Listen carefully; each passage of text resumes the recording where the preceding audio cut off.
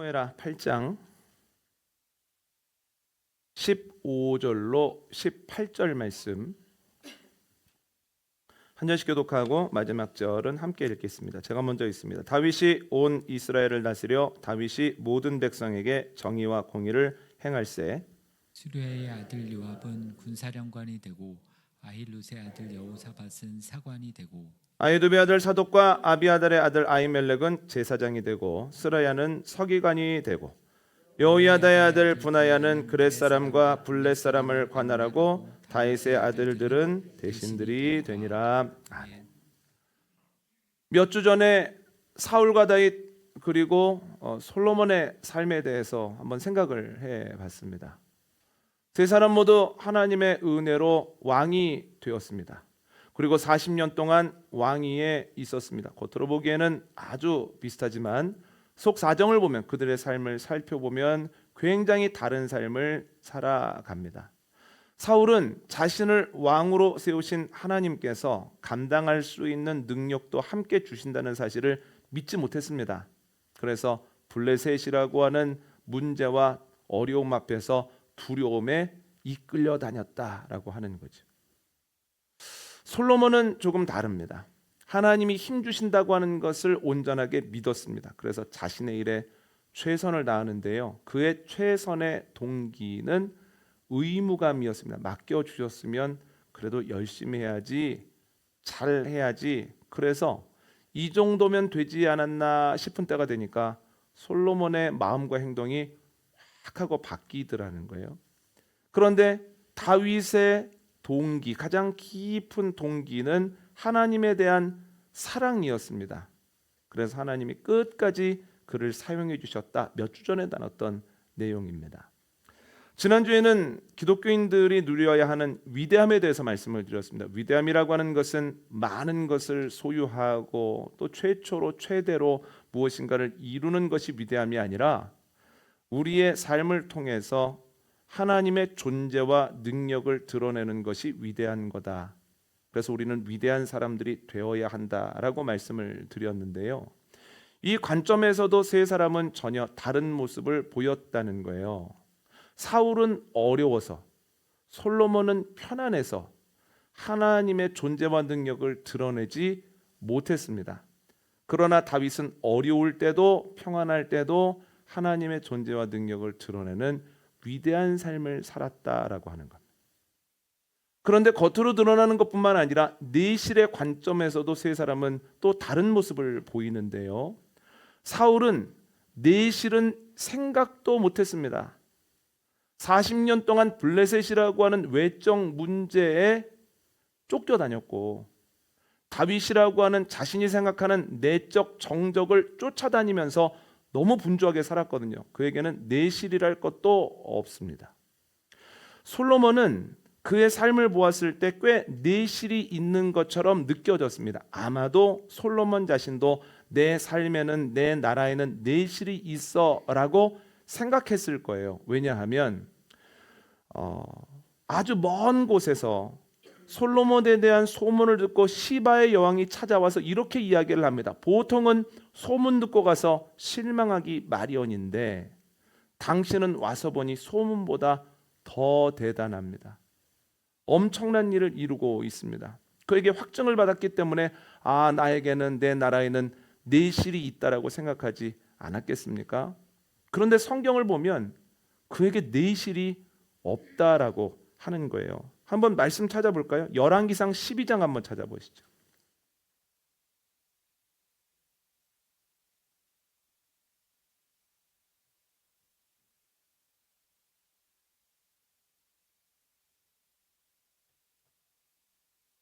열왕기상 12장 3절과 4절 말씀 한 목소리로 함께 읽습니다. 시작. 무리가 사람을 보내 그를 불렀더라. 여로보암과 이스라엘의 온 회중이 와서 르호보암에게 말하여 이르되 왕의 아버지가 우리의 멍에를 무겁게 하였으나 왕은 이제 왕의 아버지가 우리에게 시킨 고역과 매운 무거운 멍에를 가볍게 하소서. 그리하시면 우리가 왕을 섬기겠나이다. 아멘. 솔로몬이 죽고 얼마 지나지 않아 북쪽에 있는 지파의 대표들이 함께 솔로몬의 아들 르호보암을 찾아와서 이렇게 이야기를 합니다. 왕의 아버지께서 즉위하셨을 때 우리에게 메어진 멍에가 너무 무거웠었습니다. 우리의 삶이 고됐습니다. 그 멍에만 조금만 가볍게 해주신다면 우리가 여전히 왕도 섬기겠습니다. 여러분, 이게 무엇을 의미합니까? 솔로몬 때 모든 환경이 좋아졌죠. 너무나 넉넉했죠. 백향목이 뽕나무처럼 흔하고 은과 금은 돌멩이처럼 흔하게 느껴졌습니다. 그래서 사람들이 행복한 줄 알았는데 사람들이 와서 뭐라고 얘기를 합니까? 그때 행복하지 않았다는 거예요. 그때 삶이 고됐다는 거예요. 겉으로는 화려한데 내실이 있습니까? 없습니까? 내실이 없다는 거예요. 그런데 그 이야기를 듣고 르호보암이 3일 뒤에 이렇게 이야기를 합니다. 내 새끼손가락이 아버지의 허리보다 굵을 거다.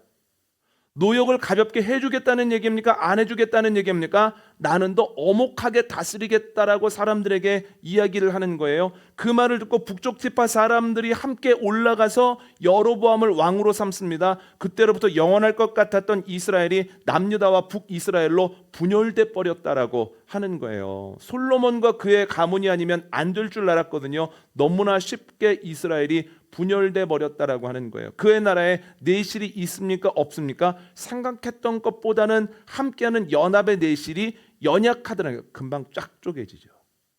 겉으로 보기에는 화려하고 누가 봐도 하나 같았는데 그런데 그들의 내실이 적었구나라는 걸 알 수 있습니다. 여러분, 솔로몬의 신앙 대단해 보이거든요. 그가 1000번제를 드립니다.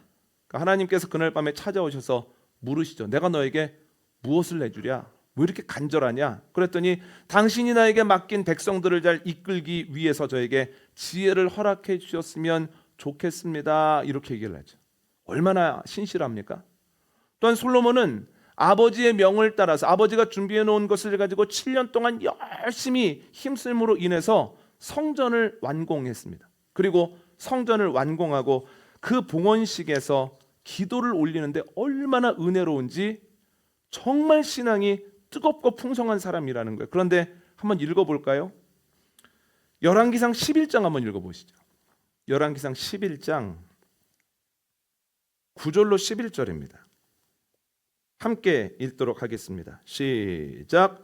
솔로몬이 마음을 돌려 이스라엘의 하나님 여호와를 떠남으로 여호와께서 그에게 진노하시니라.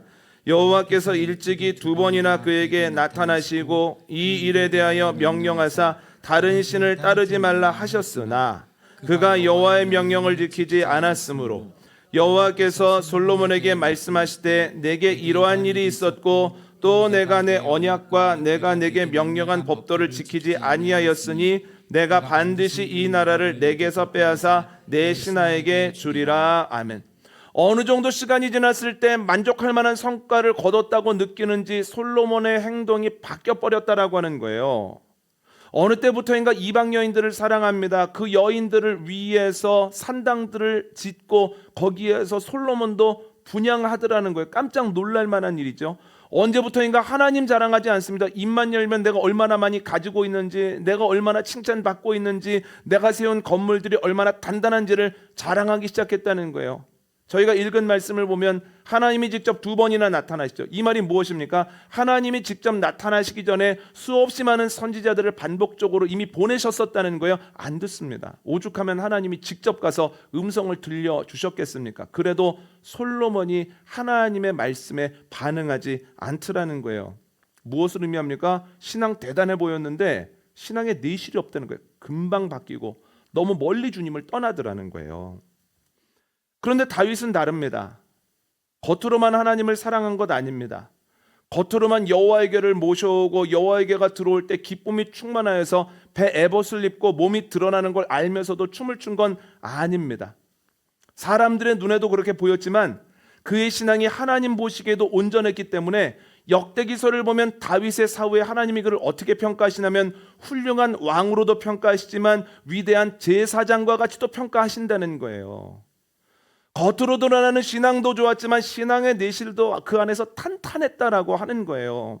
여러분, 그뿐만 아닙니다. 다윗의 때 이스라엘이 많이 좋아졌거든요. 그런데 그때 사람들이 행복했다는 거예요.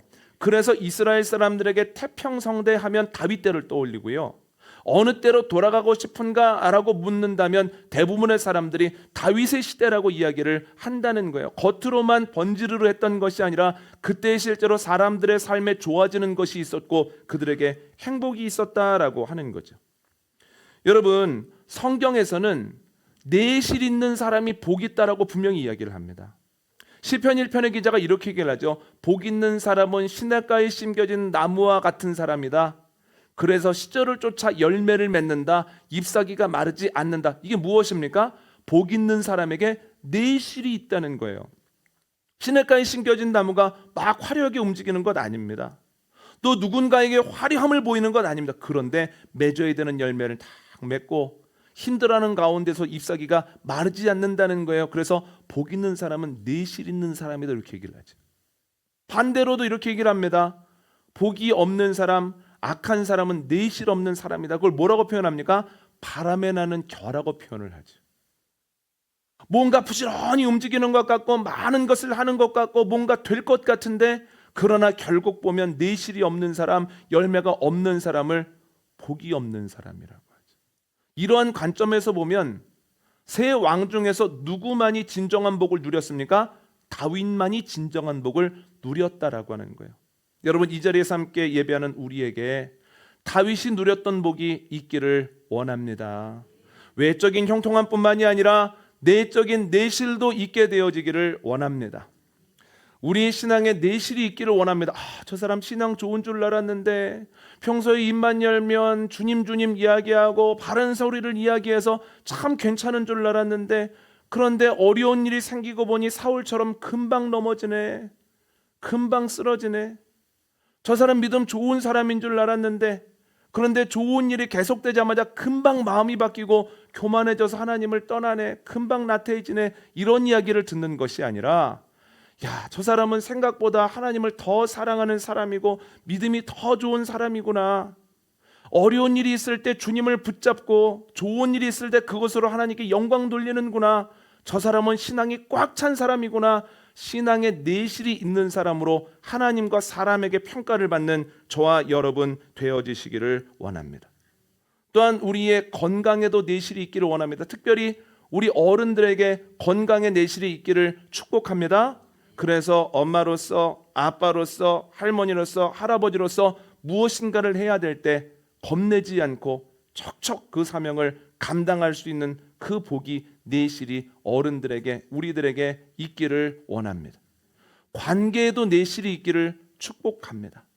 내가 웃을 때 함께 웃고 내가 울 때 함께 울면서 기도해 줄 수 있는 사람들이 원근각지에 있기를 원합니다. 화려하지는 않아도 내가 어떤 일을 경험할 때 함께하는, 그리고 하나님이 허락하신 이들이 늘 곁에 있는 은혜와 복이 저와 여러분에게 넘치게 되어지기를 원합니다.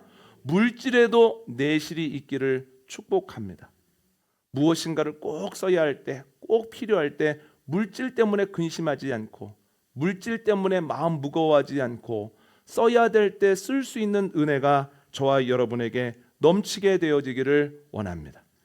여러분, 개인뿐만 아니라 우리의 가정에도 내실이 있기를 원합니다. 겉으로는 참 좋아 보이는데 이것저것 해 보이는데 그런데 모이면 불편하고 힘들고 어려운 것이 아니라 그래, 가족이 제일 좋아. 가족이 모이면 편안해, 행복해.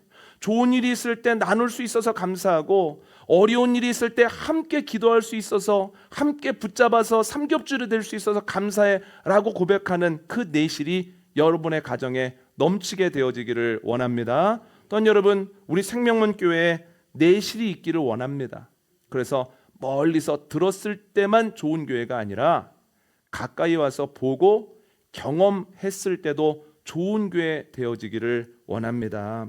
또한 여러분, 여기에 속한 교인들이 직분자로 멈추는 것이 아니라 한 사람 한 사람이 그리스도의 성전으로서 잘 세워져 나가고 그리스도의 군사로서 어려운 때를 잘 이기고 삶의 자리에서 열매들을 맺어 나가게 되어지기를 원합니다. 우리의 사역에도 내실이 있기를 원하는데요.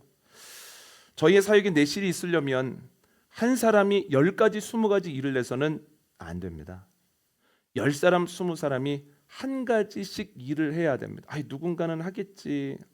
근데 그 누군가가 나는 아니야 하다 보면 결국은 일하는 이들이 점점 일을 많이 하다가 지쳐버리게 된다는 거예요.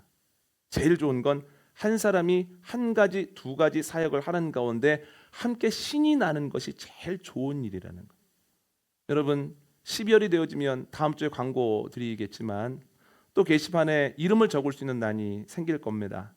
그러면 적어도 1인 1사역 그리고 1인 2사역까지 함께 사역함으로, 한 분도 빠지지 말고 함께 사역함으로 우리 안에 참 동행하는 기쁨이 넘치게 되어지기를 원합니다. 그래서 우리가 내실이 있으면 좋겠습니다. 한 가지 더 바라는 것은 또 이 나라 민족에도 내실이 꽉 찼으면 좋겠습니다. 경제 지표가 좋아지는 것만큼 소상공인들, 또 장사하는 분들, 회사 다니는 분들의 사정도 좋아지고, 또 행복하다고 편안하다고 이야기하는 사람들의 숫자가 소수에 머물지 아니하고 점점 늘어나는 은혜가 되어지기를 원합니다. 저와 여러분에게, 여러분의 가정에, 생명문 교회, 나라 민족에 내실이 꽉 차기를 원하고 복받은 사람으로, 복받은 가정으로 생활하는 기쁨이 넘치게 되어지기를 원합니다. 그런데 내실은 자동적 과정은 아니라는 거예요. 이를 위해서 반드시 우리가 노력해야 될 것도 있다는 거예요.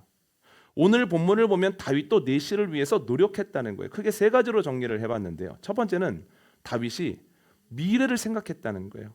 오늘 본문 한번 보실까요? 16절 앞부분 함께 읽어보겠습니다. 사무엘하 8장 16절 앞부분입니다. 함께 있습니다. 시작. 수리야의 아들 요압은 군사령관이 되고, 아멘. 지금 다윗은 전쟁에서 승승장구하고 있습니다. 지난주에 나눴던 말씀 기억나십니까? 블레셋, 모압, 암몬, 소바, 에돔 사람들을 쳐서 이기는데 그냥 쳐서 이기는 것이 아니라 완승을 거두고 대승을 거둔다라고 하는 거예요. 제가 만약에 다윗의 상황이라면 이렇게 생각할 것 같습니다. 아, 나는 앞으로도 계속 승리하겠구나. 승리는 기본값이 되었구나. 언제 얼마나 크게 이기는가가 문제지 이긴다는 사실에는 변함이 없다라고 하는 마음이 슬며시 들어왔을 것 같은데, 다윗은 승승장구하는 그 순간에 요압을 군대 총사령관으로 삼더라는 거예요. 이것은 그가 군대에서 가장 높은 자리에 올라갔다라고 하는 것을 단순히 의미하지는 않습니다. 여러분, 종종 뉴스를 보면 별 4개, 별 3개, 그 밑에 몇 명이 별을 달았다, 전역했다, 이런 말이 있잖아요. 그 말은 그 사람들에게만 보직의 변경이나 계급의 이동이 있는 것이 아니라 그로 인하여서 전체적으로 사람들이 이동하고 조직이 다시 정비되었다는 얘기거든요. 그래서 요압이 총군사령관이 되었다라고 하는 오늘 본문의 내용은 다윗이 승승장구할 때 본인들의 군대를 다시 한번 점검하고 손을 봤다라고 하는 의미를 가지고 있습니다. 여러분, 다윗은 지금의 승리에 머물지 않습니다. 승리의 계절에 미래의 승리를 위해서 준비하고 있다라고 하는 거예요. 그랬을 때 이스라엘과 다윗의 승리가 지속이 되죠. 지금 이기다가 나중에는 패배하는 그러한 일이 아니라 앞으로도 그 승리가 계속 지속될 수 있도록 승리의 내실을 다져가고 있다라고 하는 거죠. 우리는 건강하면 계속 건강할 것 같습니다. 관계가 좋으면 계속 관계가 좋겠지, 내가 큰 갈등이 없었는데 생각하고요. 물질의 넉넉함이 있으면 앞으로도 그렇지 않겠어? 지금의 시절이 좋으면 앞으로도 시절 좋지 않겠어? 내 삶은 당연히 좋은 것이고 앞으로도 좋아지는 게 기본값 아니겠어? 라고 생각을 하거든요. 그런데 그렇지 않습니다.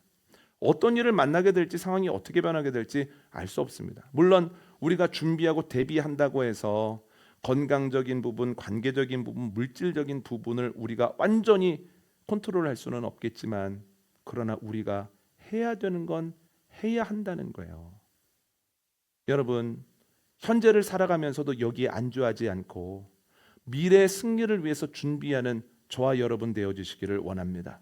그랬을 때 승리의 내실이 다져지는 은혜가 저와 여러분에게, 여러분의 가정에게, 생명문 교회에게 있게 되어지기를 원합니다. 두 번째로 다윗이 준비한 것은 다윗은 자신을 알았다는 거예요. 이런 노력이 있었습니다. 16절 뒷부분 한번 읽어볼까요? 함께 읽습니다. 시작. 아힐루세 아들 여호사밧은 사관이 되고 아멘. 여러분, 다윗이 여호사밧을 사관으로 삼거든요. 여러분, 사관이 무엇입니까? 사관은 예전에 왕과 늘 함께하면서 왕의 행동과 왕의 결정을 세세하게 기록하던 사람입니다.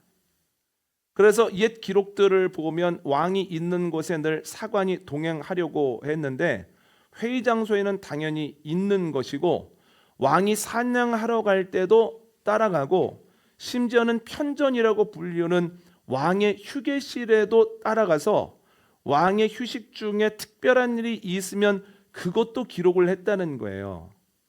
그러니까 CCTV 같은 겁니다. 인간 CCTV. 근데 왜 CCTV라고 말씀을 드리냐면 CCTV가 일어나는 일의 의미와 상관없이 다 찍지 않습니까? 그런 것처럼 사관들도 좋은 일들도 기록하지만 안 좋은 일들도 그냥 그대로 기록을 했던, 그게 사관의 역할이라는 거예요. 예를 하나 말씀을 드리면 조선의 태종이 사냥을 아주 좋아했습니다. 사냥을 즐기기도 하고 사냥을 참 잘했습니다. 그런데 어느 날은 노루 사냥을 갔다가 낙마를 한 거예요. 다행히 많이 다치지는 않았습니다. 그래서인지 수치감이 몰려오는 거예요. 그래서 너무 철저하게 자신의 일거수일투족을 적는 누군가를 지목하면서 그 사람의 귀에 들어가지 않게 해라, 그렇게 일렀습니다. 그런데 그에 대한 소식이 사관에게 들어간 거예요. 그래서 그 사실을 알고 태종이 사관을 부릅니다. 너 이건 적지 말아라. 그랬더니 사관이 적지 않을 도리가 없습니다 하고 적겠다고 고집을 부리는 거예요. 그래서 결국은 태종이 이기지 못하고 결국 적습니다. 그런데 문제가 뭐냐면 말에서 떨어졌다는 걸 적은 건 물론이고 왕이 창피하니 말하지 말라 그랬다, 나를 불러서 또 기록하지 말라 그랬는데 내가 고집을 부리니까 어쩔 수 없이 그래 알았다 기록해라 라고 하는 것까지 다 기록했다는 거예요. 여러분, 이것을 통해서 알 수 있는 게 뭐냐면 사관의 기록에 왕이 깊숙이 관여를 못한다는 거예요. 없던 일을 넣으라고 할 수도 없고 있었던 일을 빼라고도 못하는 거죠. 그러면 왕에게 사관은 달가운 존재이겠습니까? 달갑지 않은 존재이겠습니까? 여러분들이 왕이라면 옆에 사관이 졸졸 따라다니면 좋겠습니까? 안 따라다니면 좋겠습니까? 안 따라다니면 좋겠죠. 달가운 존재가 아닙니다. 그러면 없는 사관 제도라면 굳이 만들 필요도 없는 거죠. 그런데 승승장구하는 그때에 다윗이 사관을 세우더라는 거예요. 여러분, 왜 절대 권력을 누리고 있을 다윗이 사관을 임명했을까요? 여러분, 예전에 횡단보도 가다 보면 이런 프랜카드가 종종 있었습니다. 몇 월 며칠 몇 시경에 무슨 자동차와 오토바이의 사고 장면을 목격하신 분은 경찰서 교통조사계로 연락 주시기 바랍니다. 후사하겠습니다. 이런 플랜카드가 붙어 있었거든요. 요즘 그런 플랜카드 보신 적 있습니까? 저는 못 본 지 몇 년 됐습니다. 그 이유가 무엇일까요? 차마다 블랙박스가 있기 때문입니다. 다 오가는 차들이 찍고 또 CCTV도 다 찍고 있습니다. 뭔가 보고 있다, 누군가 보고 있다라고 하면 자기 주장을 할 때 조심스럽기 마련이고 거짓말하고 싶어하는 마음도 좀 누르기 마련입니다. 주위에 보면 무인으로 운영되는 가게 있지 않습니까? 저희 교회 뒤편에도 무인 아이스크림 가게가 있고 교회 앞편에는 무인 옷 가게가 있습니다. 어떻게 이게 가능할까요? 우리가 그만큼 도덕적이고 깨끗해서가 아닙니다. CCTV가 다 보고 있고 찍고 있기 때문입니다. 만약 CCTV가 사라지면 지금과는 조금 다른 모습일 가능성이 높다라고 하는 거죠. 여러분, 이것이 인간의 약함입니다. 죄성을 가지고 있는 인간의 자연스러운 모습입니다. 여러분, 다윗은 인간의 연약함을 알았습니다. 넘어지기 쉬운 것이 사람이다. 변질되기 쉬운 것이 마음이다. 거기에서 더 나아가 나도 예외가 아니다라고 하는 것을 알고 있었습니다. 그래서 나름의 안전장치를 마련한 것이 사관입니다. 옆에서 누군가 보고 누군가 기록하고 그것이 사람들에게 알려지고 역사에 남게 되어지면 그래도 조심하겠거니라고 하는 마음이 다윗에게 있었고 사관을 무척 중요한 자리에 놓았기 때문에 군사령관 뒤에 사관을 딱 위치하게 했다라고 하는 거죠. 물론 안전장치가 있다고 해서 죄를 짓지 않는 것은 아닙니다. 안전장치가 있음에도 불구하고 어떻게든 틈을 찾아서 죄를 짓는 게 인간이기 때문에 다윗도 우리아의 아내를 범하지 않습니까? 그래도 안전장치 있는 것과 없는 것은 천지 차이다라고 하는 거죠. 우리도 마찬가지입니다. 멀쩡해 보이지만 상황이 되어지면 언제든지 얼마든지 우리는 넘어질 수 있고 하나님을 등질 수 있고 죄된 행동을 반복할 수 있다라고 하는 거예요. 그를 위해서 어떻게 해야 되겠습니까? 안전장치를 마련하기 위해서 힘써야 된다는 거예요. 어두울 때보다는 밝을 때 움직이고 사람이 없는 데보다는 있는 데서 행동을 하고 또한 하나님 앞에 내가 있다라고 하는 코람데오의 그 믿음의 고백을 가지고 두렵고 떨리는 가운데 무엇인가를 하려고 노력하다 보면 시간이 간다고 해서 순수했던 사람이 점점 때묻어가는 것이 아니라 시간이 가면 갈수록 내가 하나님 앞에 있고 사람들 앞에 있다라고 하는 그 마음을 가지고 살았던 것이 훈련이 되어주는 순간 그 거룩함의 내실이 점점 더해진다라고 하는 거예요. 여러분, 시간이 가면 갈수록 우리의 순수함이 사라진다가 아니라 시간이 갈수록 훈련이 될수록 우리 안에 거룩함의 내실이 더 깊어가게 되어지기를 원합니다. 세 번째는 다윗은 주님께 물었다는 거예요. 여러분 17절 한번 읽어볼까요? 오늘 보면 17절입니다. 함께 읽습니다. 시작. 아히두베의 아들 사독과 아비아달의 아들 아히멜렉은 제사장이 되고 스라야는 서기관이 되고 아멘. 다윗이 통치하던 때 사독과 아히멜렉이 제사장이 되고 스라야가 서기관이 되었습니다. 제사장은 예배와 관련된 사람이고 서기관은 말씀과 관련된 사람입니다. 즉 중요한 회의를 하는 데에 말씀과 관련된 사람, 예배와 관련된 사람이 동석을 냈다는 거예요. 여러분, 오늘 본문에 나오는 명단이 다 나와 있지는 않지만 이 중요 직책을 가지고 있는 사람들을 뭘로 볼 수 있냐면 지금으로 말하면 국무위원이에요. 이들이 모이는 회의체를 국무회의라고 볼 수 있는 거예요. 그런데 거기에 나오는 이가 누굽니까? 제사장과 서기관이 들어간다는 거예요. 예배와 말씀에 힘쓰는 이가 들어간다는 거예요. 그 이유가 무엇입니까? 중요한 일을 결정할 때 무엇을 기준으로 했다는 얘기입니까? 서기관이 들어간 것을 보면 말씀이 기준일 때가 많았다는 거예요. 뭔가 모호할 때 말씀에서 뭐라고 얘기하고 있습니까? 하나님의 뜻은 무엇인 것 같습니까? 이렇게 물어보고 또 어려운 일을 만났을 때 제사장에게 하나님이 무엇이라고 말씀하실까 우리 한번 기도해 봅시다 하는 가운데에서 국무회의가 진행이 되어 가더라는 거예요. 여러분, 이것을 통해서 뭘 할 수 있습니까? 다윗은 늘 하나님께 물었습니다. 어떻게 하면 좋겠습니까? 하나님, 어떤 것이 주님의 뜻입니까? 근데 이거 이상한 일 아니죠. 다윗이 그일라 사람들을 구하고 그일라에서 살아가고 있는데 소문이 들리죠. 사울왕이 곧 내려온답니다. 그 이야기를 듣고 다윗이 어떻게 합니까? 하나님께 나아가 묻죠. 사울이 내려오겠습니까? 내려오면 그일라 사람들이 나를 넘기겠습니까? 나를 숨겨주겠습니까? 하나님이 말씀하시자 듣고 순종하죠. 사무엘상 30장을 보면 이런 내용이 나옵니다. 큰 위기를 만났습니다. 부하들도 다 포기했고 다윗도 포기하고 싶습니다. 그런데 하나님께 나아가 묻습니다. 아히멜렉에게 에봇을 가지고 오라고 해서 하나님, 이거 끝난 문제입니까? 포기해야 되겠습니까? 아니면 다시 한번 힘을 내보렵니까? 하는데 하나님께서 아히멜렉을 통해서 포기하지 말아라, 아직 안 끝났다라고 말씀하죠. 그래서 추적하지 않습니까? 결국 아말렉 사람을 붙잡아서 전쟁에서 승리하고 모든 것을 다 찾아오지 않습니까? 사무엘의 2장에 나오는 말씀 기억나십니까? 여러분, 사울왕이 죽었다는 이야기를 듣고 또 다윗이 하나님께 나아가 묻습니다. 하나님, 저희가 유다로 올라가리까? 올라간다면 어디로 가야 되겠습니까? 끊임없이 묻죠. 어려움의 순간에, 결정의 순간에 하나님께 물었던 것은 다윗에게 특별한 것이 아니라는 거예요. 그런데 이거 굉장히 어려운 일입니다. 남유다의 마지막 왕 시드기야 같은 경우는 하나님께서 예레미야를 통해서 반복적으로 말씀하셨음에도 불구하고 하나님의 음성을 들을 생각이 없었던 이 어려운 일이죠.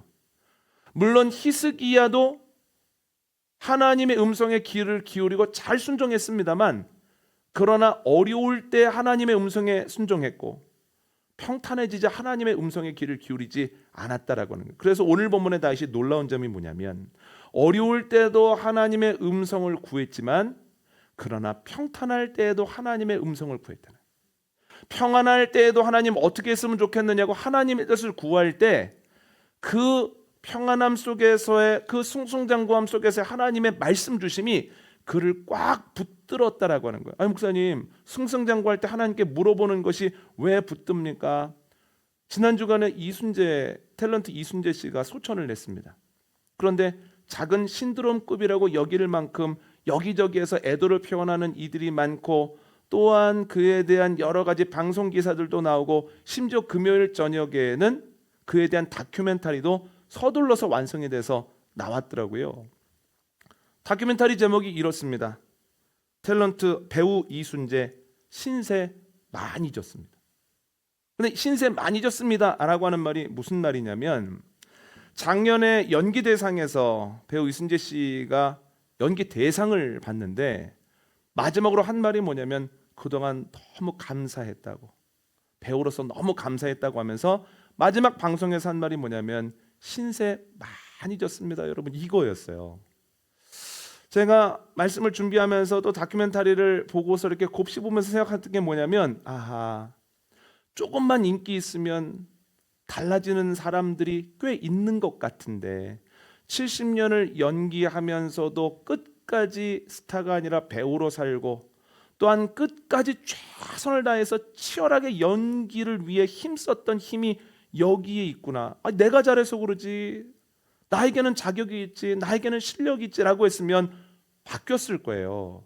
금방 변질됐을 거예요. 그런데 늘 내가 여기에 있는 것은 시청자들 그리고 팬들이 있기 때문이야, 내가 신세지고 있어 라고 하는 생각을 했을 때 그가 변할 가능성이 없는 건 아니지만, 그러나 변하지 않기 위해서 끊임없이 몸부림치는 삶을 끝까지 살 수 있었다라고 하는 거죠. 하나님께 묻지 않고 다윗 자신의 경험에 뿌리를 두거나 전문가의 의견에 그리고 소견에 소명에 이 귀를 기울이면서 결정했다면 성공하면서 자만감을 가지게 됐겠죠. 그런데 다윗은 늘 하나님께 귀를 기울였습니다. 그랬을 때 잘 될 때마다 또 어떤 생각을 했겠습니까? 하나님, 이번에도 신세해졌습니다. 하나님의 은혜입니다. 하나님이 이끌어 주셨기 때문입니다 라는 고백을 하는 가운데에서, 승승장구하는 가운데에서도 그의 신앙이 솔로몬과 같이 변질되지 아니하고 그의 신앙이 내실이 있어지더라는 거예요. 여러분, 우리도 다윗처럼 하나님께 나아가 묻고 귀를 기울여 듣고 하나님의 말씀에 순종하는 가운데 늘 겸손함의 자리에 신앙의 내실이 단단해지는 그 자리로 나아가는 저와 여러분 복된 인생 되어지기를 원합니다. 오늘 말씀 정리합니다. 성경은 내실 있는 삶이 가장 복된 삶이다라고 얘기를 합니다. 그런데 다윗은 이러한 관점에서 복받은 사람입니다. 그는 내실을 다졌습니다. 첫 번째는 현재 승리에 머무르지 않고 미래를 생각하고 준비했습니다.